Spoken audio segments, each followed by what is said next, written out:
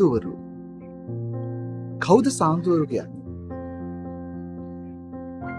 අපි හිතනවා සාන්තුවරු කියන්නේ විශේෂ පිරිසක් කියලා. සමහර වෙලාවට අපි එහෙම හිතනවා.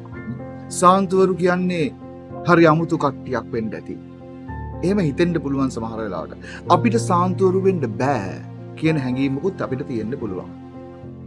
ප්‍රමාන්ත සහෝදර සහෝදරියනි, සාන්තුවරයෙක් කියලා කියන්නේ ජීවිතයේ මිනිස් ජීවිතයේ තමන්ගේ කැමැත්තට වඩා දෙවියන් වහන්සේගේ කැමැත්ත කරන්න, දෙවියන් වහන්සේගේ කැමැත්තයි තමන්ගේ කැමැත්තයි අතර තියෙන මේ අරගලය, මේ පරස්පරය අඩු කරගෙන ජීවිතේ දේව කැමැත්ත තමන්ගේ කැමැත්ත කරගන්නට උත්සාහ දරපු අයට, අරගල කරපු අයට.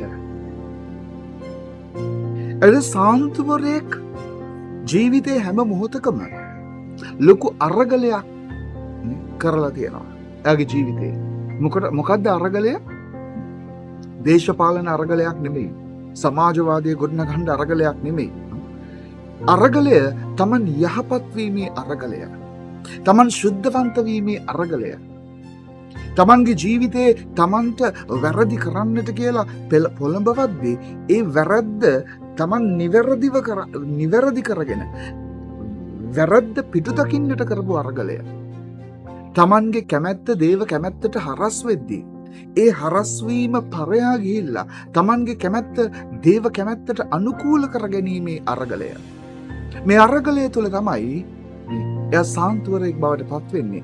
ඒ සාන්තුවරයව තමයි අපි දේවත්වයෙන් පුදන්නේ. බොහොම සරලව කියනවා නම් සාන්තුවරයෙක් කියන්නේ සැබෑ මිනිසෙක්. අර ජේසු උන්වහන්සේව හඳුන්වලා දෙනවා හැම මොහොතකම මම මනුෂ්‍ය පුත්‍රයෙක් කියලා. එනිසා සාන්තුවරයෙක් කියන්නේ හැමතිස්සෙම මනුෂ්‍යත්වය පරිපූර්ණ ලෙස ජීවත් කරවන කෙනෙකුට. අද සියලු සාන්තුවරුන්ගේ මංගල්‍ය අපි සමරනවා. ඉතින් අපි කතෝලික සභාවක් හැටියට අපි විශ්වාස කරනවා සාන්තුවරුන්ගේ සමෝස ධර්මලාභය. මොකද සාන්තුවරු කියන්නේ අපිත් එක්ක බොහොම ඍජුව සම්බන්ධ වෙන පිරිසක්. සමහර අය නම් කියනවා මැරුණයින් පස්සේ ඒගොල්ලෝ මැරුණා. ඒගොල්ලන්ට අපිට උදව් කරන්න බෑ. ඒගොල්ලෝ මැරිලා ඉවරයි කියලා.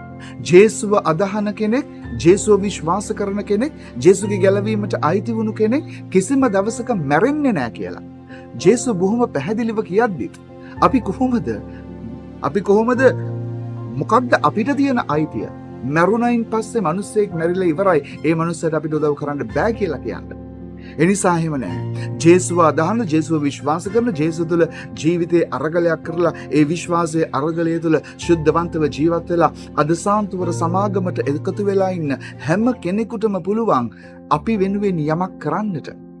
මොකක්ද ඒගොල්ලන්ට කරන්න පුළුවන්? ඒගොල්ලන්ට කරන්න පුළුවන් අපි වෙනුවෙන් දෙවියන් ඉදිරියේ ඉල්ලීම් කරන්නට. අපිට වඩා ප්‍රේමවත් මේ ලෝකේ ජීවත් වෙන මේ සරණ කරන ස්වභාවයේ මේ පාපයත් එක්ක අරගල කරන අපිට වඩා ඒ පාපයෙන් ජයගත්ත ඒ ජීවමාන සමිදානන් වහන්සේත් එක්ක එකතු වෙලා දැන් පාරාදීසයේ මේ උන්වහන්සේගේ ආදරය තුළ ඒ පහස ඒ නිත්‍ය වූ ප්‍රීතිය විඳින ඔවුන්ට පුළුවන් අපි වෙනුවෙන් මැදහත් වෙන්නට. එනිසා මේක සාන්තුවර සමාගමක් එක්ක අපි කරන හරි ලස්සන සහ සම්බන්ධතාවයක්, සහයෝගීතාවයක්. අපි මේ දුක් විඳින ස්වභාවයේ අයට යාඥා කරනවා ගොඩක්. ඒ වගේම තමයි ඒගොල්ලෝ අපිව අමතක කරන්නේ නැහැ. ඒගොල්ලෝ අපි වෙනුවෙන් යාඥා කරනවා. අද ඒ සියලු සාන්තුවරුන්ව සමරන දවස. එනිසා අපි ඔවුන්ට දෙවියන් වහන්සේට ස්තුති කරමු.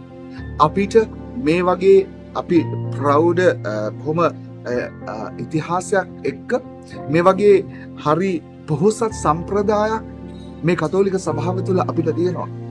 ඒවා හරි ලස්සනයි. ඒවා අපි රැක ගන්නට ඕන. එනිසා අපි අද අපිට උදව් කරන අපේ ජීවිතේ අපිත් එක්කම ඉඳලා සාන්තුවර චරිත ගත කරලා මේ ලෝකෙන් සමුගත්ත අපේ නෑදෑයන් හිතමිතුරන් ඉන්නවා. ඒ අයටත් අපි අද ස්තුති කරමු. ඒ අය අපි වෙනුවෙන් යාඥා කරනවා කියලා අමතක කරන්න එපා. ස්වර්ගයේ ඉන්න සියලු සාන්තුවරු අපි වෙනුවෙන් මැදහත් වෙනවා. අපි වෙනුවෙන් යාඥා කරනවා. ඒ නිසා අපි ඔවුන්ට ස්තුති දෙමු.